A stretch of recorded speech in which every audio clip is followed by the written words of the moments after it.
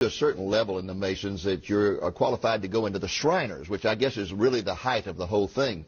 And then you talked about the distinctive headgear that they wear, the fez, and which we've seen all these at circuses, at parades. They come down the street on their motorcycles wearing their fez.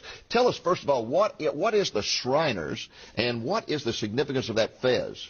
Well, you'll see the men in the shrine parades and shrine circus wearing their red fez. In order to be a Shriner, you have to reach the highest degrees of Freemasonry, either the 32nd degree of the Scottish Rite or 13th degree of the York Rite, and then you're allowed to go into the shrine.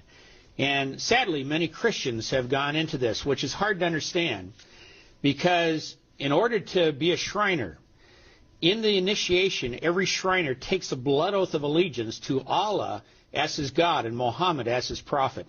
Now, are you kidding me? No. And in light of 9/11, you got to wonder, how can any Christian take a blood oath of allegiance when God absolutely forbids that in the Ten Commandments? And yet they're not even allowed to pray in the name of Jesus at the lodge, are they? No. But you swear allegiance that Allah is your God, Muhammad is your prophet. You are then given this red fez with the Islamic sword and crescent encrusted in jewels on the front of it. And you'll see men wearing this. And people say, well, why do they wear the red fez? It is because if you study history, during the 7th and 8th century, as the Muslims swept across North Africa, they came to Fez, Morocco. And in Fez, Morocco, there was a large community of Christians. And Muhammad had ordered the slaughter of all the infidels, meaning Christians, who would not bow down to Allah and Muhammad as the prophet. And the Muslims went in with the Islamic sword, and there in Fez slaughtered thousands of Christians. And then they took their Fez hats, and they dipped it in the blood of Christians, glorying in the defeat of Christianity. And that's why the fezes are red, representing the blood of Christians defeated by the Islamic sword, which they have encrusted in jewels on the front. And there are Christians who walk around wearing this hat, and Dave, to be honest, it's an abomination in the eyes of God.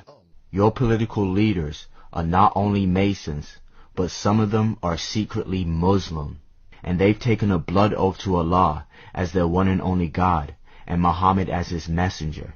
So they don't mind using their power and their influence to advance Islam's agenda. Islam has contributed a lot to America. In the middle of the Supreme Court in the rotunda is a statue or bust of the Prophet Muhammad, showing the respect that American law and jurisprudence has for the revealer of the Quran. Many of American presidents are Masons and Shriners who got to the 33rd degree and studied the Quran in secret and have the star and the crescent on their fez. So Islam is at the basis of Western and American civilization.